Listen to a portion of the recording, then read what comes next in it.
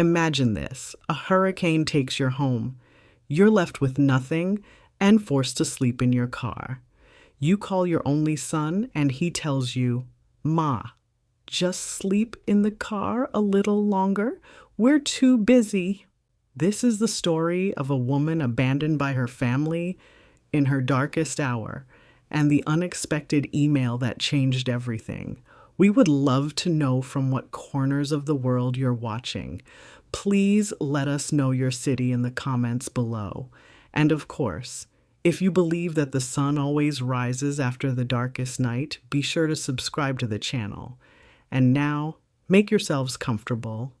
My name is Eleanor, and I am 69 years old. Before the storm, my life was a small, quiet, and deeply cherished thing. My home, a tidy little shotgun house in the heart of New Orleans' lower Ninth Ward, was not a grand place, but it was a fortress of memory. Every object within its walls held a story. The worn spot on the arm of my late husband's favorite armchair was a testament to 35 years of his weary, contented homecomings. The faint, almost invisible pencil marks on the kitchen doorframe chronicled the growth of my son, Michael, from a chubby-cheeked toddler into a tall, lanky teenager. The shelves in the living room groaned under the weight of my most precious possessions. Dozens of heavy, leather-bound photo albums, a complete visual history of a life built on love, laughter, and the simple, everyday moments that, in the end, are the only ones that truly matter. My days had a gentle, predictable rhythm. I would wake with the sun, drink my chicory coffee on the small front porch, and listen to the sounds of my neighborhood coming to life. I would tend to my small but fiercely productive garden, my hands in the rich, dark Louisiana soil, coaxing tomatoes and okra from the earth. I lived a life of modest means, but I was rich in ways that could not be measured by a bank statement. I was rich in history, in community, in the profound, quiet contentment of a life well lived. The news of the approaching Hurricane Ida was, at first, just a low hum of anxiety in the background of my peaceful routine. We were people of the Gulf Coast. We were accustomed to the annual ritual of tracking storms, of boarding up windows and hoping for the best. We were a resilient people, a people who knew how to bend in the wind, but as the storm grew in the Gulf, its projected path a direct, unblinking eye aimed at the heart of our city, the hum of anxiety grew into a roar of genuine fear. This one, the weathermen said, was different. This one was a monster. I did what I could. I brought my potted plants inside. I nailed plywood over the old, rattling windows. I packed a small go bag with a change of clothes, my important papers, and a bottle of water, just in case. But like so many of my neighbors, I did not evacuate. This was my home. I had weathered 100 storms within its sturdy walls. I could not and would not abandon it. The storm arrived not as a gentle rain, but as a full-scale military assault. The wind was a physical presence, a screaming, demonic entity that tore at the roof and slammed against the walls of my small house. The rain was not a drizzle. It was a horizontal fusillade, a relentless barrage of water that seemed determined to find every crack, every weakness. The power went out, plunging my world into a dark, terrifying chaos, the only light coming from the frantic, strobe-like flashes of lightning outside. My house, my sturdy fortress, groaned and shuddered under the onslaught, the sound of it suffering a terrifying human thing. And then the water came. It did not seep. It invaded. I saw it first as a dark, oily stain spreading from under the front door. Within minutes, it was a foul, murky river flowing through my living room, carrying with it the debris of the outside world. I scrambled onto a tabletop, my heart hammering against my ribs, and watched in horrified disbelief as the water rose with a silent, terrifying speed. It swallowed the legs of the chairs, then the seats. It crept up the walls, consuming the life I had built, inch by merciless inch. I saw one of my precious photo albums float off a low shelf, its pages saturated, the faces of my past dissolving in the murky brown water. It was in that moment that I knew the house was lost. My rescue, hours later, came in the form of a small, flat-bottomed boat, piloted by two young men from the Cajun Navy, volunteers who had come to save their city. They helped me, a shivering, shocked old woman, out of the attic window and into their boat. As we motored through the submerged alien landscape of my own neighborhood, I looked back at my home. Only its roof was visible above the dark, swirling water.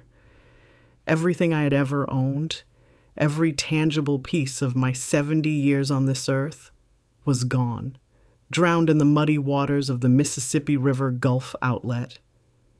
They took me to a shelter, a vast, echoing school gymnasium filled with the lost and the displaced, a chaotic sea of shared trauma.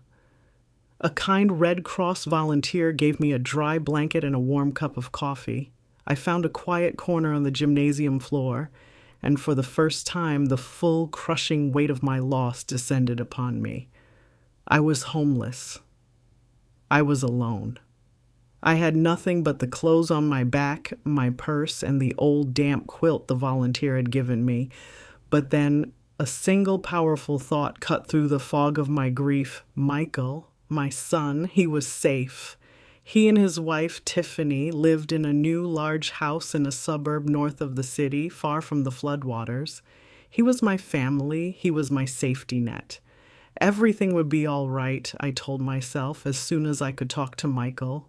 My hands trembling, I pulled my phone from my purse, found a working outlet to charge it, and I dialed his number, my heart filled with a desperate, absolute, and profoundly naive hope. The phone rang for what felt like an eternity. Each electronic chirp a small, desperate prayer sent out into the chaotic ether of the gymnasium. I was surrounded by the sounds of 100 other private tragedies. A woman weeping softly into a Red Cross blanket, a man shouting frantically into his own phone the low, lost whimpers of children, and then a voice, the one voice in the world that I was so desperate to hear, came through the line. "Mom?" It was Michael. He sounded panicked, out of breath. "Oh my God, Mom, are you okay? We've been watching the news, the footage from the lower ninth. We've been calling your landline for hours. We were so worried." A wave of pure, unadulterated relief, so powerful it almost buckled my knees, washed over me. The tension I had been holding in my body since the storm began, a knot of terror and grief, finally began to release. He was worried. He cared. I was not alone. The tears that came then were not of sorrow, but of profound, grateful relief. "I'm okay, baby," I managed to choke out, my voice thick with unshed tears. "I'm safe. I'm at a shelter at the high school, but the house... Michael, the house is gone. Everything is gone." "I don't care about the house, Mom," he said, his voice firm with a conviction that felt like a warm, strong arm wrapping around me. "I only care that you're safe. Don't you worry about a thing. Of course you're going to stay with us. Tiffany is getting the guest room ready for you right now as we speak. You just stay put. Don't move. I'm getting in the car and I'm on my way to pick you up." I hung up the phone, my body shaking with the aftershocks of my own relief. I had been a fool to doubt him. He was a good son, my son. He was coming for me. Everything was going to be all right. The drive to their house, a sprawling new construction in a recently developed suburb north of the city, was a surreal journey through a world that the storm had not touched. Here the lawns were green and manicured, the power was on, and the houses stood tall and unscathed. It was a different universe, a clean, orderly world where the chaos and the trauma of the flood was just a story on the evening news. Tiffany, my daughter-in-law, was waiting for us at the door. She was 8 months pregnant, her body a beautiful, ripe vessel of new life, and her hand rested protectively on her swollen belly as I approached. Her smile was a tight, strained thing that did not quite reach her eyes. "Eleanor," she said, her voice polite but cool, "we are so glad you're safe. What a terrible ordeal. Come in, we'll make this work." The phrase, "we'll make this work," hung in the air, a subtle but clear indication that my presence was not a blessing to be welcomed, but a problem to be managed. The guest room that Michael had mentioned on the phone turned out to be the living room sofa, a low, modern piece of furniture that was as stylish as it was uncomfortable. The first few days, they were the picture of concerned, dutiful children. They gave me clothes to wear, they fed me, they listened with feigned interest as I tried to process the trauma of what I had been through. I, in turn, tried to be the perfect guest. I was a ghost in their home, just as I had been in my own. I stayed out of their way. I folded their laundry. I tried to cook and clean, but my body was still weak, my mind still reeling from the shock. Slowly, over the course of the first week, the cracks in their performance began to appear.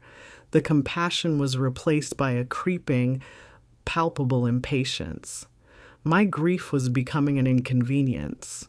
The first sign was a small yellow post-it note left on the bathroom mirror, written in Tiffany's perfect passive-aggressive cursive. "Please remember to wipe down the counter after you use it. Every little bit helps." Another one appeared on the refrigerator a few days later. "A friendly reminder that the electric bill was very high this month. Let's all try to be mindful of turning off lights." They were small, petty stabs, tiny pinpricks of resentment, designed to remind me of my status as a dependent, a burden. The final devastating conversation came at the end of the third week. It was Michael, not Tiffany, who delivered the blow, a fact that made the betrayal 1,000 times more profound. He approached me as I was sitting on the sofa, my temporary bed, folding a mountain of their laundry. He had that familiar, pained, apologetic look on his face, the look of a man who was about to do something he knew was wrong, but was going to do it anyway. "Mom, we need to talk," he began, his voice low. He couldn't meet my eyes. "Tiffany? She's just so stressed with the pregnancy. Her doctor says she needs to avoid any and all stress. And with the baby coming, we're going to need this space. We can't have you sleeping on the couch forever." I looked at him, my heart a cold, hard stone in my chest. "Michael," I said, my voice a whisper, "I have nowhere else to go. You know that." He finally looked at me, his eyes pleading for an understanding I could not give him. "I know, Mom, and I feel terrible about it. I really do. But just for a little while. Maybe you could just sleep in the car for a bit, just until you get back on your feet and figure something out. It's not that bad. It has a good heater. We really need our space right now before the baby comes." I stared at him. My son. The boy I had raised. The child whose very life I had placed above my own for 2 decades.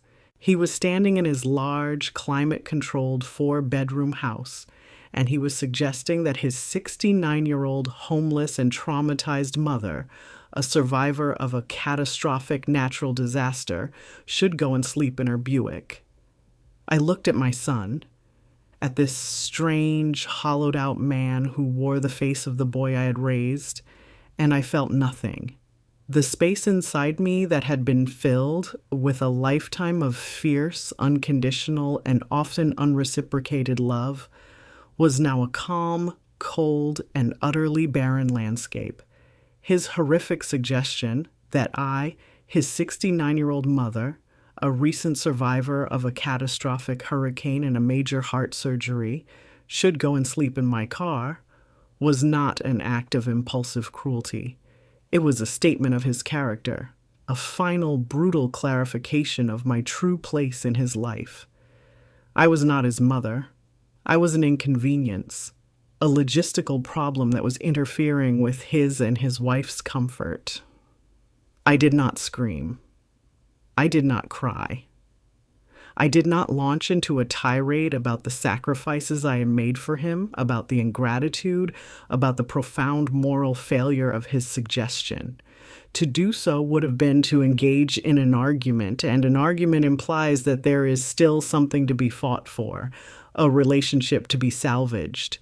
And I knew, with an absolute and soul-deep certainty, that there was nothing left here to save. "I see," I said, and my voice was so quiet, so devoid of emotion, that it seemed to startle him more than any shout could have. "You're right, Michael. You and Tiffany need your space." I stood up from the sofa, the cheap, modern piece of furniture that had been my bed for 3 miserable weeks. I walked to the corner of the room where my few meager possessions were piled, the small hospital bag and the old precious quilt my own mother had made for me decades ago. I folded the quilt with a slow, deliberate care, my movements calm and methodical. He just watched me, a look of confused, dawning horror on his face, as if he was only now, in the face of my terrifying calm, beginning to process the full, monstrous meaning of what he had just said. "Mom." "Wait," he stammered, taking a step towards me. I mean just for a night or two." "Don't worry, Michael," I said, turning to him, my expression as serene and as unreadable as a stone. "I will not be an inconvenience to you any longer." I picked up my bag and the folded quilt and walked to the front door. I did not look back. I did not slam the door behind me. I closed it gently, the soft click of the latch a final quiet end to a 30-year chapter of my life. I got into my old Buick, a car that now represented the sum total of my worldly possessions, and I drove away from the perfect manicured lawn and the big empty house where my son lived. The first night in the car was the longest night of my life. I drove to the 24-hour Walmart, a place I had read about online, a strange, unofficial sanctuary for the transient and the displaced. I parked in the far corner of the vast, brightly lit lot under the watchful, electronic gaze of a security camera, and I tried to make a bed. The back seat of a 2008 Buick is not designed for sleeping. I contorted my aging, aching body, my surgical scar, a tight, angry line across my chest, trying to find a position that was not a form of slow torture. The air grew cold, and I wrapped myself in my mother's quilt, its familiar, comforting scent of cedar and lavender now mingled with the faint, sterile smell of the hospital. I did not sleep. I just lay there, in the humming, fluorescent twilight of the parking lot, and I watched as the hours ticked by. I was 69 years old. I had worked hard my entire life. I had raised a son. I had owned a home. And I was now homeless, a refugee in my own city, a cliché I had only ever seen in sad late-night television specials. But as the first faint gray light of dawn began to creep into the sky, something inside me began to shift. The self-pity, the grief, the profound sense of humiliation, it all began to recede, replaced by a cold, hard, and stubbornly resilient core of will. I was a survivor. I had survived the death of my husband. I had survived a Category 4 hurricane. I had survived a quadruple bypass surgery. I would survive this. This was not the end of my story. This was simply a new, terrible, and very uncomfortable chapter. And so, my new routine began. I would wake with the sun, my body stiff and sore. I would drive to a nearby 24-hour gas station using their restroom to wash my face and brush my teeth, a small daily act of reclaiming my own dignity. And then I would drive to the public library. The library became my salvation. It was warm, it was safe, it was free, and most importantly, it was a place of profound and blessed anonymity. Inside its quiet, book-lined walls, I was not a homeless old woman living in her car. I was just another citizen reading a newspaper, using a computer, and enjoying the free air conditioning. I spent my days there from the moment it opened until the moment it closed, and I worked. I did not have a job, but I worked harder than I had in years. I used the library's computers to apply for every low-income housing program, every senior assistance grant, every possible lifeline I could find, and I searched for employment. I applied for jobs as a cashier, a receptionist, a file clerk. I sent out dozens of applications. My 30 years of experience as a dedicated housewife and community volunteer summarized in a neat, hopeful resume. The rejections, when they came, were polite and dismissive, but mostly there was just silence. I was 69 years old with no home, no recent work experience, and a gap in my resume that was 30 years long. In the eyes of the world, I was unemployable. I was invisible. I was, just as my son and daughter-in-law believed, a burden. But I refused to give up. Every morning I would wake up in my car and I would go to the library and I would begin the fight all over again.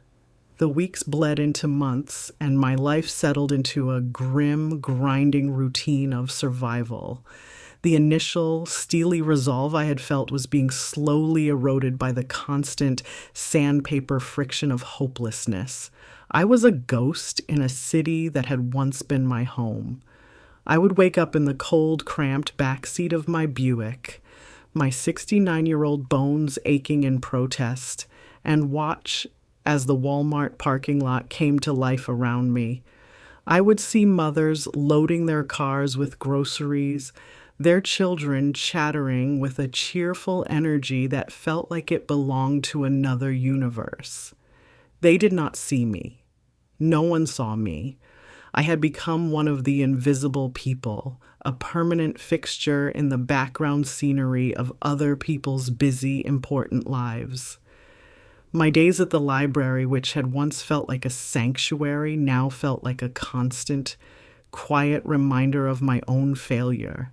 Every job application I sent out into the digital void was met with a deafening silence. I was too old. I had no recent experience. I had no permanent address. I was, in the cold, hard calculus of the modern world, unemployable. The small emergency fund I had managed to save over the years was dwindling at an alarming rate, spent on gasoline, on cheap coffee and sandwiches that I would eat in my car, on the monthly fee for the 24-hour gym where I would take a hot shower, a small, desperate act of maintaining my own humanity. I was beginning to feel a despair so profound it was a physical weight, a cold, heavy stone in the pit of my stomach. The hope that had sustained me was flickering, threatening to go out completely. I was tired. I was tired of being cold, tired of being hungry, and so incredibly bone-deep tired of being alone. It was on one of these bleak, gray afternoons when my spirit was at its lowest ebb that my life changed forever. I was sitting at my usual carrel in the back of the library, going through the motions of my daily ritual. I opened my email, expecting the usual assortment of junk mail and polite, automated rejection letters, and then I saw it. An email with a subject line that was so out of place, so alien in the landscape of my current reality, that for a moment I thought it must be a scam. It was from a law firm, Finch, Davenport and Associates in Houston, Texas.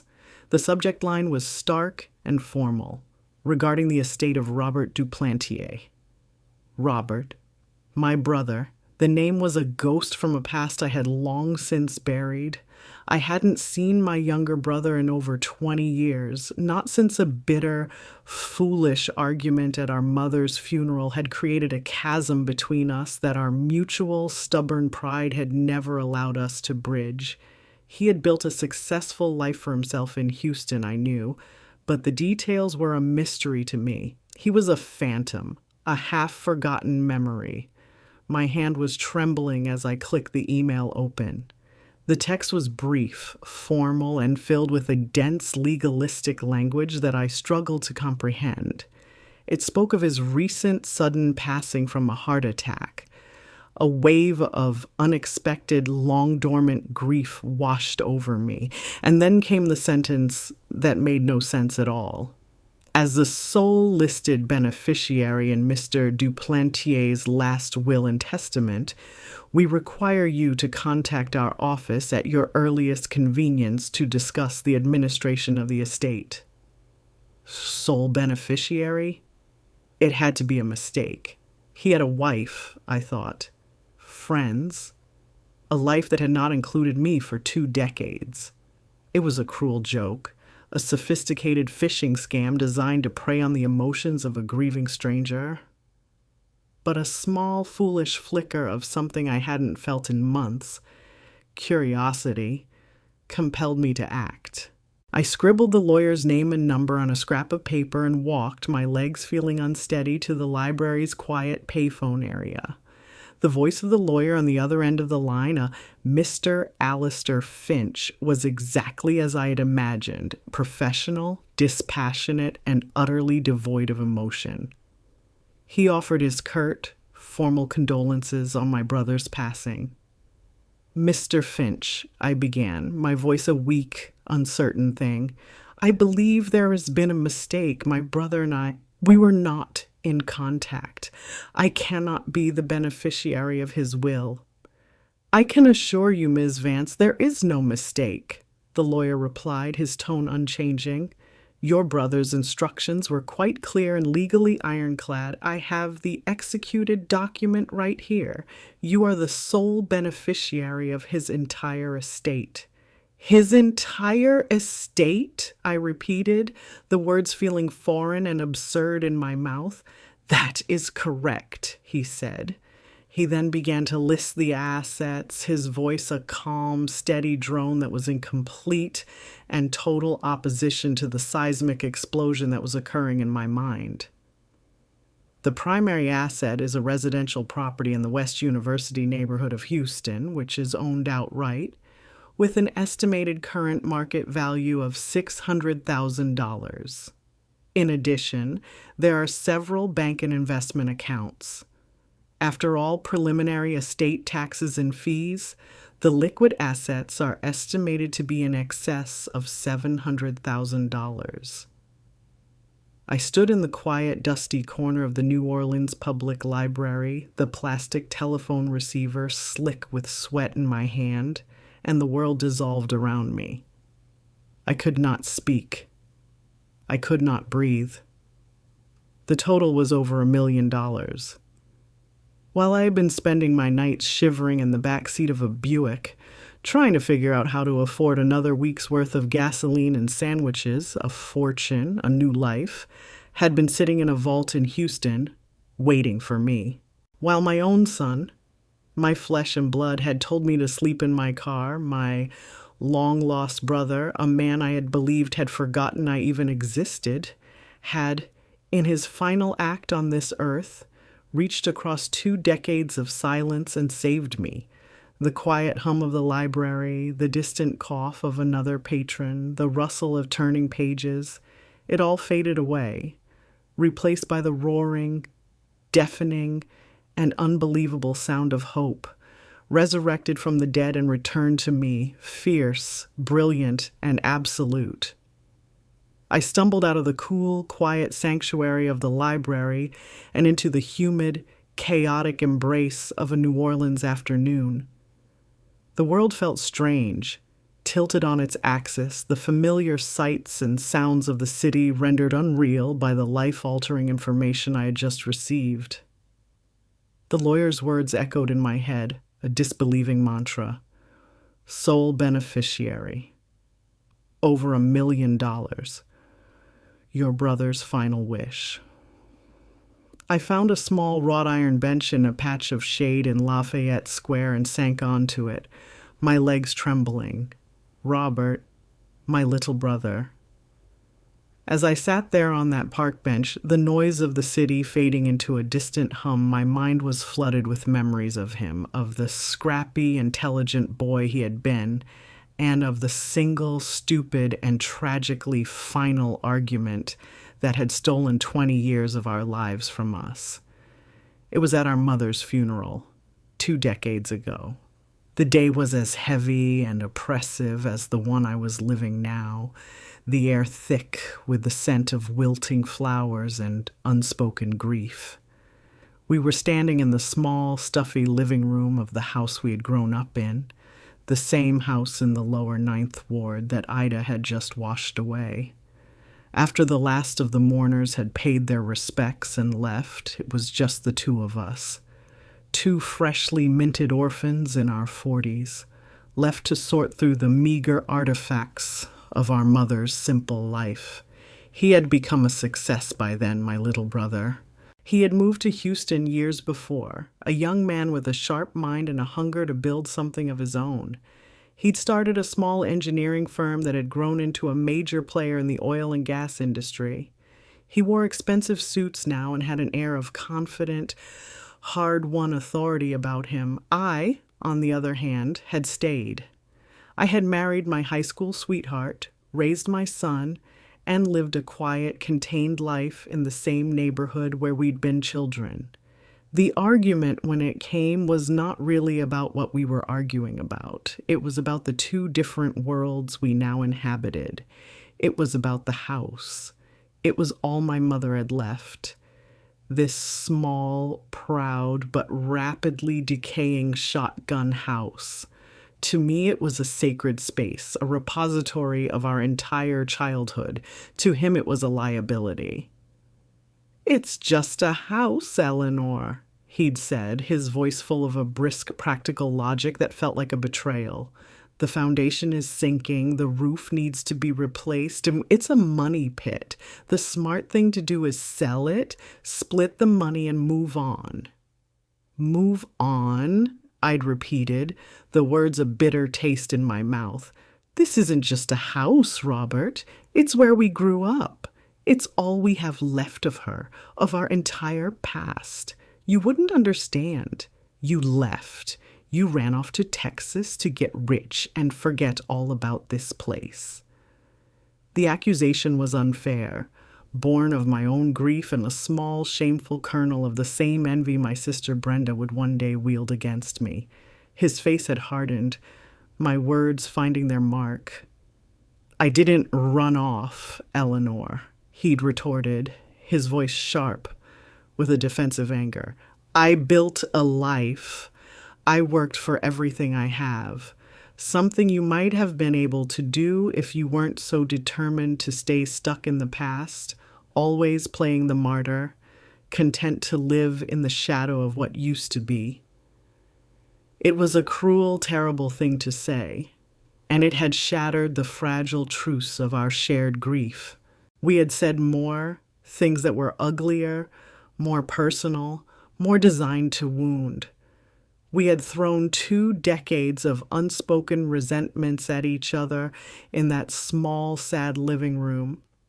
The argument had ended with him storming out, yelling over his shoulder that he was washing his hands of the whole affair, that I could have the damn house and let it rot around me if I wanted to.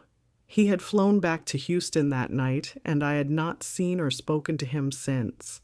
The silence between us had started as a product of stubborn, wounded pride. I was waiting for him to call and apologize. He was, I'm sure, waiting for the same from me. But the call never came. The days of angry silence had bled into weeks, the weeks into months, and the months into 2 long, lonely decades.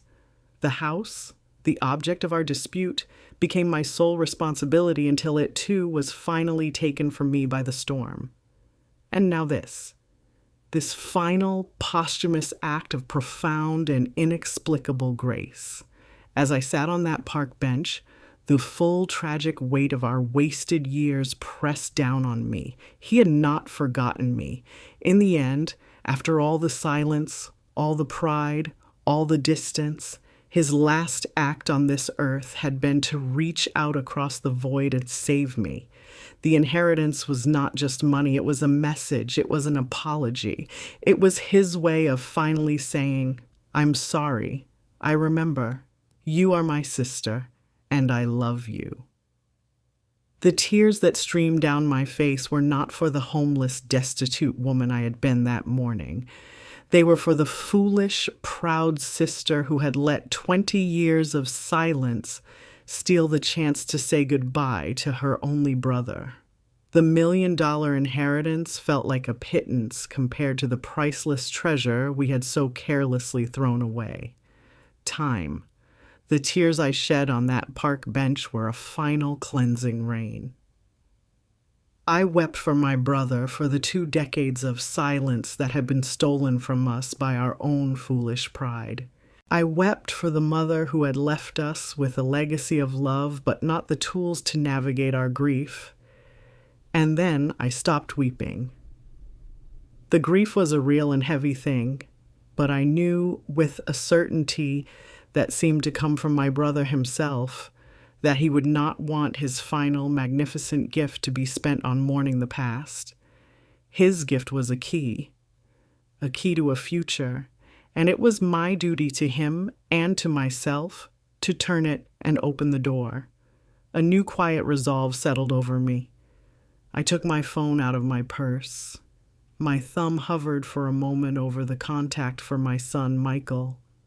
A part of me, the mother in me, felt a strange, conditioned urge to call him, to share this unbelievable news, this miraculous reversal of fortune. But then I remembered his voice on the phone, the casual impatience, the cruel suggestion to just sleep in the car. I remembered the passive-aggressive notes from his wife, the weeks of feeling like an inconvenient piece of furniture in their perfect new life. And I knew that to call them now would be to invite them into this new, clean space my brother had given me, to allow them to track their mud and their selfishness all over it. My old life of accommodating their needs was over. My new life would begin with a declaration of independence. I put the phone back in my purse without making the call. My last $20 were spent on a Greyhound bus ticket to Houston. The journey was a long 24-hour purgatory of uncomfortable seats and the endless flat landscape of the Gulf Coast. But to me, it felt like a sacred pilgrimage. It was a physical journey away from the woman I had been, the homeless victim, the discarded mother, and towards the woman I was about to become. As the bus rumbled through the night, I did not sleep. I just watched the dark, unfamiliar town slide by my window, and I thought about Robert. I remembered his fierce intelligence, his rebellious spirit, his deep, rumbling laugh, and I felt a profound sense of peace. I was going to my brother's house. I was going home. The lawyer, Mr. Finch, was a kind professional man with sad eyes who treated me with a gentle, profound respect. He walked me through the paperwork, the dense forest of legal documents that officially transferred my brother's life's work into my name. He handed me a checkbook for the estate's primary bank account and the keys to the house. He spoke of you often, you know, Mr. Finch said, quietly as I was leaving. He always regretted the silence between you. He told me, "My sister is the strongest person I know. She'll know what to do with this." Robert's house was in a quiet, leafy neighborhood, a beautiful single-story brick home surrounded by ancient, moss-draped oak trees. It was a house that exuded a sense of calm, masculine elegance. Inside, it was filled with books, with art, with the comfortable, well-loved furniture of a man who had built a successful and solitary life for himself. It was not a palace, but a sanctuary. As I walked through the silent, sun-drenched rooms, I felt a fresh wave of grief for the life he had lived without me, but it was a grief now mingled with a deep and abiding sense of gratitude. I dropped my small, worn-out bag in the foyer. My first act in my new home was to walk into the master bathroom, a beautiful space of cool marble and warm wood. I turned the shower on, the water pressure strong and hot, and I stepped in. It was the first real shower I had taken in 4 months. The hot water felt like a blessing, a form of absolution. I stood under the steaming spray for what must have been an hour, and I washed away not just the physical grime of the street, but the deep, soul-crushing shame of my homelessness. I washed away the feeling of being a burden, of being invisible, of being worthless. I watched the soapy water swirl down the drain, and I imagined it carrying away every last remnant of the woman who had slept in her car in a Walmart parking lot. The woman who stepped out of that shower wrapped in a thick, fluffy towel that smelled of lavender was someone new. She was someone I had not seen in a very long time. The first thing I did was take the dirty, worn-out clothes I had been living in for months, walk them out to the garage, and dump them unceremoniously into the trash can. The next day, I went shopping. I walked into a beautiful, high-end department store, a place I would have been too intimidated to even enter a week before, and I bought myself a new wardrobe. I bought soft cashmere sweaters, elegant linen trousers, and a beautiful, well-made pair of leather shoes. With each purchase, I felt another layer of my old, diminished self falling away. In the weeks that followed, I began the slow, joyful process of reclaiming my life. I hired a painter to repaint the walls of the house in warm, cheerful colors. I hired a decorator to help me choose new furniture that reflected my own taste. I was not just inhabiting my brother's house. I was creating my own home. I stood in the center of my new, beautiful living room one afternoon, the scent of fresh paint in the air, dressed in my new clothes, and I caught a glimpse of my reflection in a newly hung mirror. I saw not a victim. I saw not a burden. I saw a woman with choices. I saw a woman with a future. I saw Eleanor, and for the first time in a very long, long time, I smiled. I spent 2 months in the warm, quiet sanctuary of my brother's house in Houston. It was a period of profound and necessary healing, a time for the deep, internal bruises of my recent past to fade. I learned the rhythms of my new home, the way the morning sun would slant through the large windows in the kitchen, the sound of the evening cicadas and the moss-draped oak trees in the backyard. I established a new, peaceful routine for myself, one that was dictated not by the needs of others, but by my own desires. I read books. I took long walks in the quiet, leafy neighborhood, and I began to sketch again, the feel of the charcoal soft and promising under my fingertips. I was safe. I was comfortable, but I was not home. Houston was a haven, a place of refuge, but New Orleans was in my blood. It was the city of my birth, the city where I had fallen in love, raised a son, and buried a husband. Its humid air, its riotous symphony of sounds, its vibrant, resilient, and unapologetic spirit. It was a part of my own. I realized that my journey of healing could not be completed in exile. To truly reclaim my life, I could not remain a refugee, hiding from the ghosts of my past. I had to return. I had to face them, not with anger or a need for revenge, but with the simple, unshakable truth of my own survival and newfound strength. I would not return as a victim. I would return as a queen, ready to claim a new kingdom. My decision was not to rebuild the small, vulnerable house in the lower Ninth Ward. That part of my life, a life defined by modesty and making do, was gone, washed away by the storm.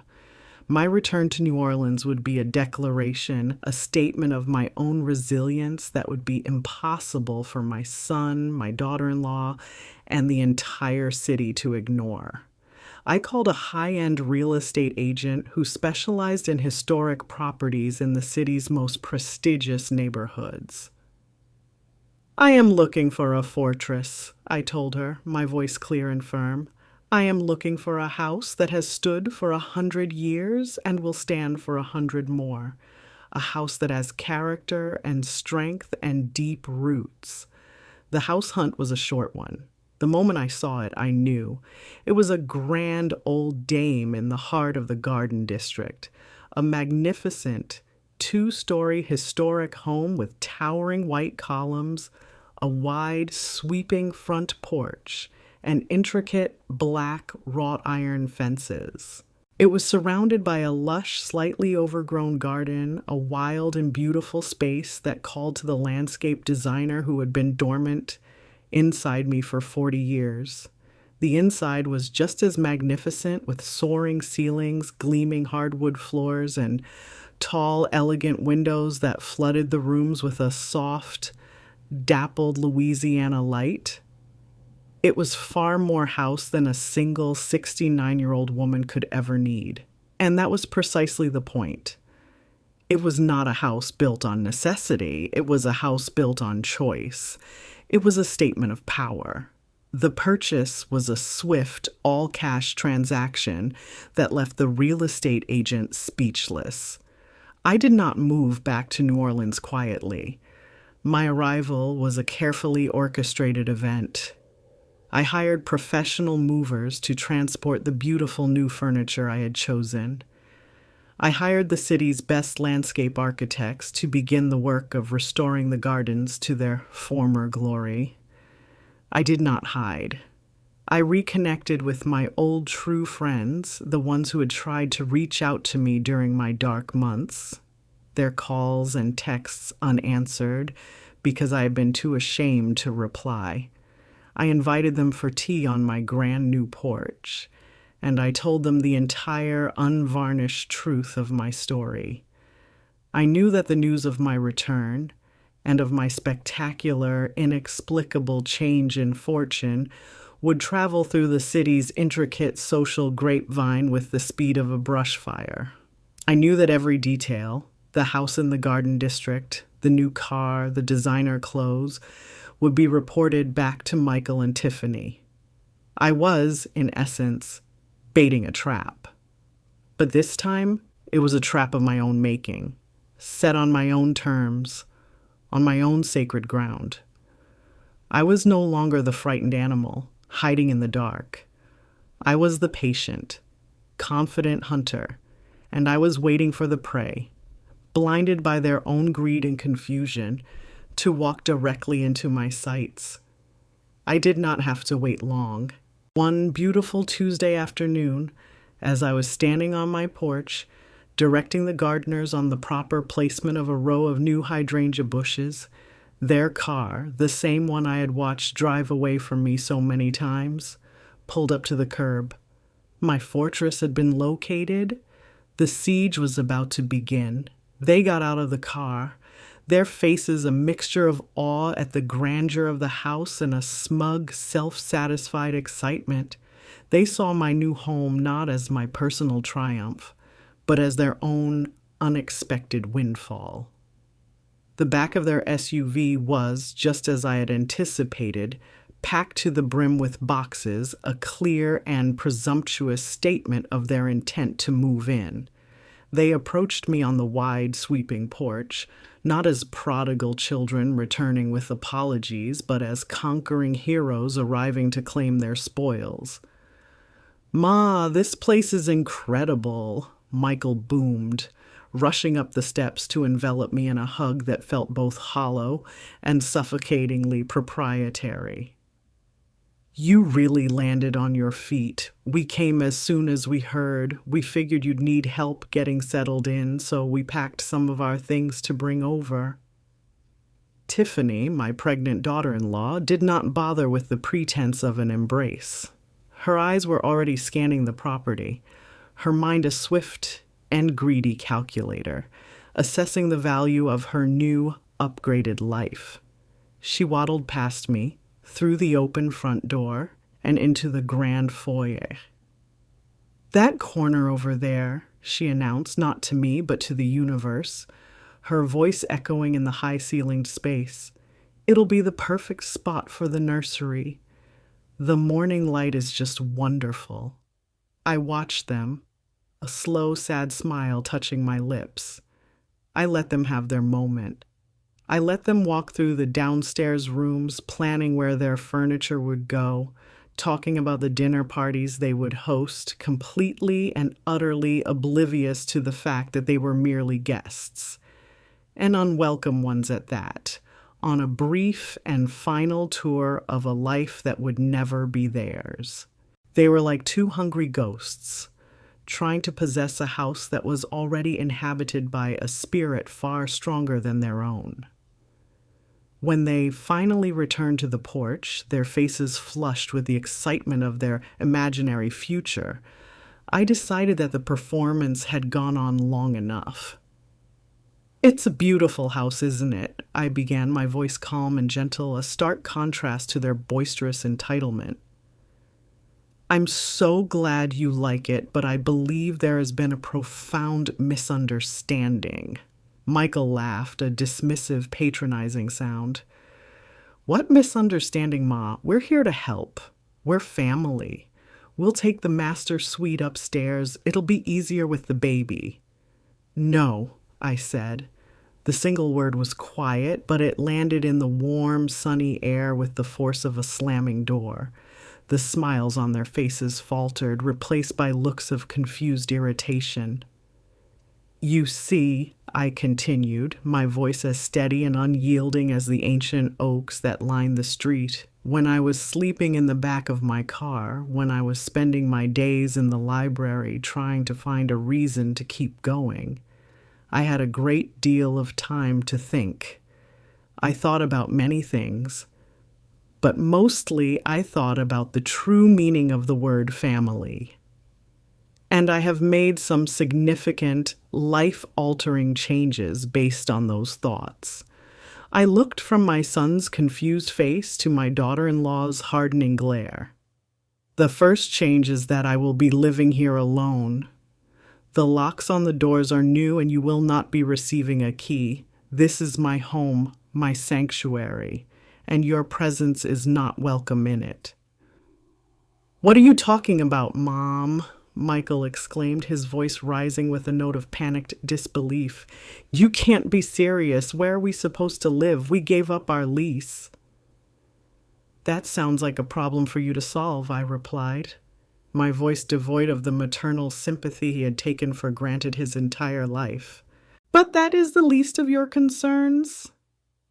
I took a deep, steadying breath before delivering the final devastating blow. "I also had a meeting with my lawyer. My new will has been drafted, signed, and witnessed. It is legally ironclad." I looked directly at my son, the boy I had loved, the man who had abandoned me. My entire estate, this house, the inheritance from my brother, my savings, everything, will be left upon my death to a charitable foundation I have established. A foundation that provides housing and support for elderly people who, like me, have been made homeless and have been abandoned by their families. I watched as the full catastrophic meaning of my words finally landed. I saw the understanding dawn in their eyes. This wasn't just about a house, it was about everything. The future they had so arrogantly assumed was theirs, the lifetime of security they had seen as their birthright, had just vanished. The shock on their faces curdled into a mask of pure ugly rage, and then, as the full weight of their powerlessness crushed them, it dissolved into a desperate, pleading panic. "You can't do this," Tiffany shrieked, her voice a shrill, ugly thing. "We are your family. He is your only son." "A son does not tell his mother to sleep in a car," I said, my voice as quiet and as final as a closing prayer. "I have already mourned the loss of my son. What I am looking at now are just two strangers, two very foolish strangers who made a bad investment. Now I suggest you leave before I call the police and have you removed for trespassing." That was it. The fight was over. They stood there for a moment longer, sputtering, threatening, and finally begging. But their words were meaningless. They had no power here. They had no leverage. They had nothing. They finally retreated, a slow, shuffling, defeated walk of shame back to their car, their boxes of imaginary futures still packed in the back. I watched them drive away until their car was just a small, insignificant speck in the distance. Then I turned, walked into my magnificent, quiet new home, and closed the heavy, solid oak door behind me. I stood in the grand foyer, the afternoon sun streaming through the tall windows, and I felt not anger, not triumph, not even sadness. I felt only a profound, boundless, and beautiful sense of peace. They had not lost a house. You cannot lose what was never yours. They had lost an asset, a resource they had intended to exploit. And I had finally, after a long, long and difficult journey, become truly, immeasurably, and unapologetically rich.